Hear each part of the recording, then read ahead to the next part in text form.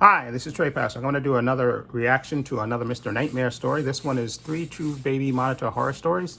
Okay, you know I love Mr. Nightmare, so it's always a good thing to react to his stories. I love his whole cadence, the whole thing about him, so I'll be right back with my reaction. Okay. Let me put my headphones in. Okay, see, let's see. Here we go right now. Go. Baby Monitor Horror Stories. Or monster stories. Story 1, Story 2, Story 3. Okay. Story 1. What you're about to hear is the scariest thing I'd ever experienced. My sister and her husband were going away to Hawaii for a week. Okay. So since I'm the second oldest, she asked me to watch my 2-year-old nephew Sean for the duration. 2 was a tricky age for me because Sean was still in diapers at the time. Jesus. And changing diapers was the last thing I'd ever want to be doing. Still, family is family, and I had to return a favor to them anyway. Okay. I was sleeping in the guest bedroom upstairs for the duration, and by the 3rd day I had everything down to a rhythm. Wake up, feed him, do my work in the living room while supervising him as he played, feeding him again, then putting him to bed. Okay. My sister has a high-tech baby monitor that connects to a touchscreen tablet. Okay. It records sound and video from above Sean's crib and feeds it to the tablet. I would keep that by my side while he slept, no matter where I was. Okay. The living room, the bedroom, anywhere. Okay. Midday most of the time he'd get sleepy and I'd bring him to his crib to take a nap. By like the 4th day, Sean was taking a nap, so I was in the backyard sitting at my sister's outdoor bar on my laptop. Okay. I had the baby monitor placed on the bar, so I was able to easily hear Sean start to laugh at something. Okay. I checked the tablet and I saw him standing in his crib, so I guessed it was time to take him out. Okay. I went up to his room and grabbed him to bring him outside in the yard with me, where he drove around in his little electric toy car. Okay. For basically the rest of the day, I just watched Sean play with his toys while I would either be doing work on my laptop or just watching something on TV. Shortly after dinner time, I changed him one last time and put him into his crib. An hour or so passed, and there really wasn't much else for me to do. I wasn't interested in anything playing on TV, so I went upstairs to the guest bedroom to put an end to the night. Okay. Laying in bed in the dark, the room suddenly lit up from the tablet on the bedside table. Okay. I heard Sean laughing again. The tablet would light up if any significant amount of motion or sound was detected. Okay. I was comfortable in my position. I didn't really want to move. But when the screen suddenly went dark, yet I could still hear Sean's laughs, Jesus. I got confused. I picked up the tablet, and all I saw was black. Yet, in a way, it seemed as though the screen was still on. I heard Sean say the word "yeah" as he continued laughing. Okay. Something wasn't right. I set the tablet down and began walking to Sean's room, Okay. calling his name as I was on my way. I got to his room, and he was standing in his crib. I asked him why he was awake and who he was talking to. Okay. He then tried reaching for something atop the crib, but his short arms couldn't reach it. Okay. It seemed he was going for the camera for the baby monitor. Okay. So I pointed at it and said, "Camera?" And he replied, "Yeah." Okay. I picked him up to give him a little lift to see what he was trying to do with the camera. Okay. And as I lifted him, he used his little thumb to cover the camera lens. My heart sank as I put the pieces together. The reason the tablet went dark was because it was being covered by someone. Oh boy. I knew it wasn't Sean based on the fact that he couldn't reach it. Oh boy. "Sean, is someone in here?" I asked him. Oh. And in response, he pointed to the closet. Oh. I Oh. picked him up and ran outside to the neighbor's Oh house, my God. pounding on the door, screaming for help. An elderly woman answered, and she let me call the police with her phone. Gee. She was already clearly close with Sean, and because of that, she seemed a lot more comforting. Police showed up and said when they checked the upstairs closet, it was open, Oh. but no one was inside. Uh-oh. The fact that it was open alone says everything. Yep. Someone was in Sean's closet that night. They must have made an escape when I took Sean and ran. Yeah. The officers told me to stay at someone else's place for the night. Good idea. And the elderly woman next door allowed us to sleep there. The next few nights after that, I watched Sean at my apartment. My sister and her husband cut the trip short, of course, after hearing the news. Yeah. I don't know what that was. That's freaky. Story 2. I was a 10-year-old diabetic who lived on the second-story floor. My parents lived on the first floor. That night, my dad was watching a scary movie about aliens. The aliens took over the world and were controlling people with their minds. I was unable to sleep in the room that I shared with my sister that night, so instead I slept on the first-story floor with my parents.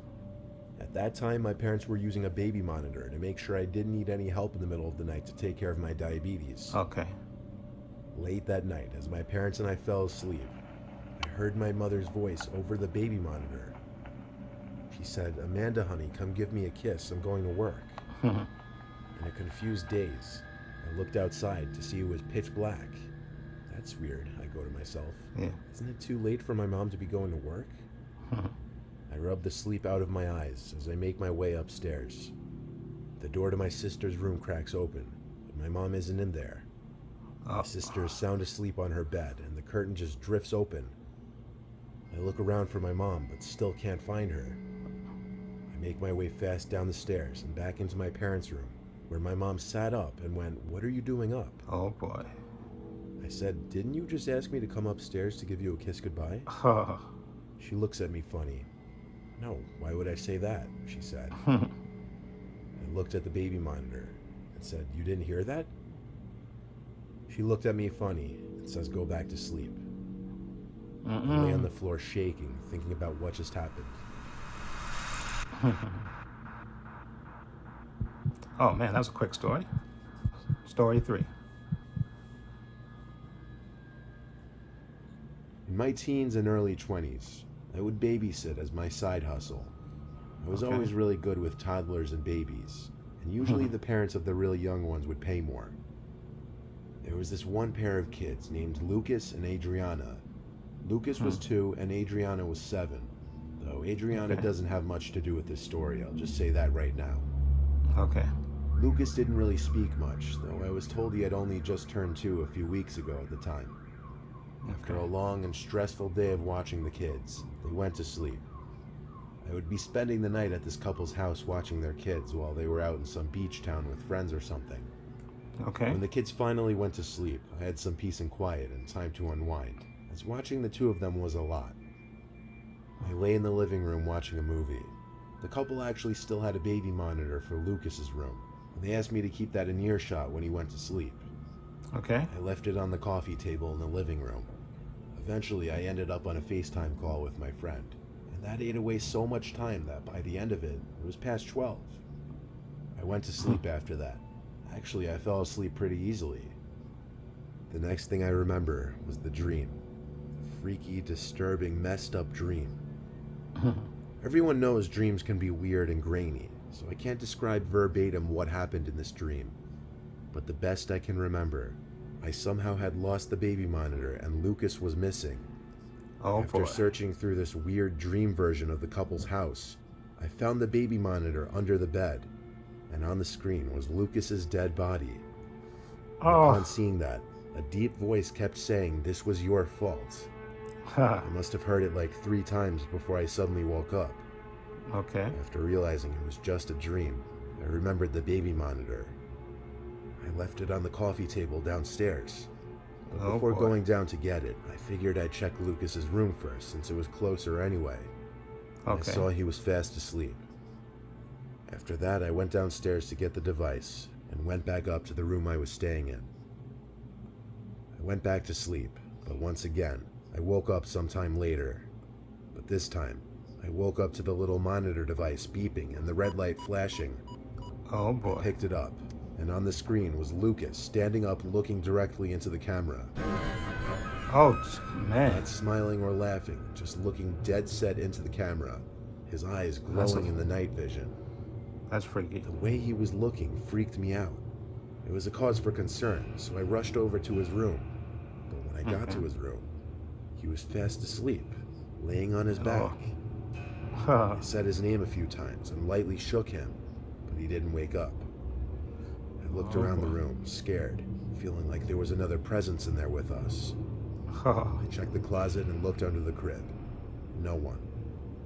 I went back to the other bedroom and looked at the monitor again. It showed Lucas laying flat in his crib. Okay. I turned it off for the night, but I didn't sleep as easily after that. To this day, I still don't understand that dream I had, or if it was some kind of warning. And I don't know what exactly I was seeing on that baby monitor screen. I just don't know what to believe was actually real. Yeah, could have been a ghost, I guess. Very possible. Okay. Those are okay stories. I think the first one was the scariest. Let's be honest.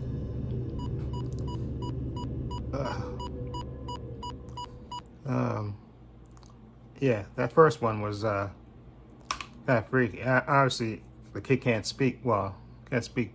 And pointing at the closet. Obviously, there's somebody in the room coming out of the closet. That's that still reminds you of that story. Was that the story? The movie? Did you check the children? Did you check the children? And then he said, the call is coming from the house. Yeah, that kind of story reminded me of that movie. Yeah, come on. At least, well, the kid is 2, so I don't know. Maybe you can't have him in the room with you. He's in a crib.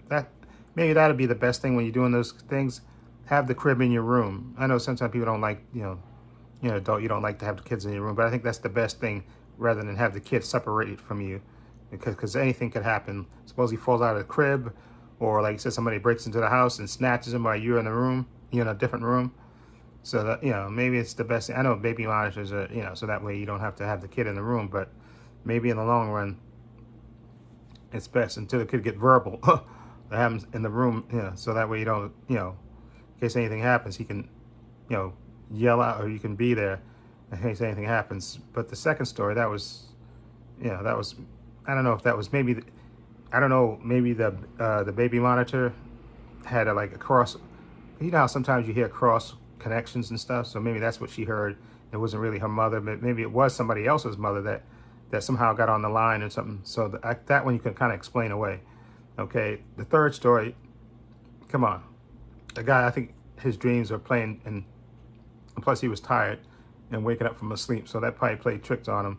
Obviously, the kid, when he went in the room, the kid was laying flat on his back, because the kid was always lying on his back.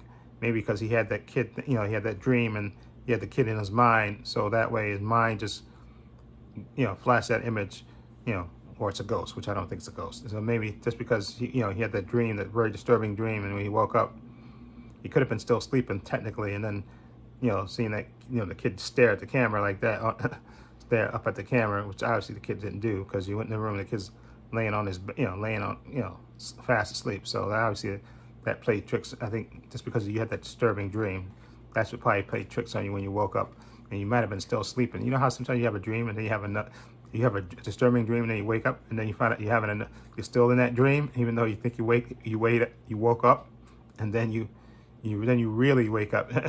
So that could have been that for that third story. But I think, again, the first story was the creepiest thing, because obviously somebody was in that house that kid was, comfortable enough to play with and stuff, which is even more disturbing, because that could have been more than the first time that's happened, and maybe even the parents didn't know about it. So, you got to be careful about stuff like that. But anyway, let me know what you think of this Mr. Nightmare, these 3 disturbing baby monitor stories. What do you think of it? I'll leave a link to Mr. Nightmare's channel so you can check him out. He's the best with these stories. He just has a way of setting the mood. Just makes these stories, classics. Anyway, also have a links to my social media in the description box: Facebook, Twitter, Instagram. I also have a link to my other channel, Bob Views and Opinions. Please check that out as well.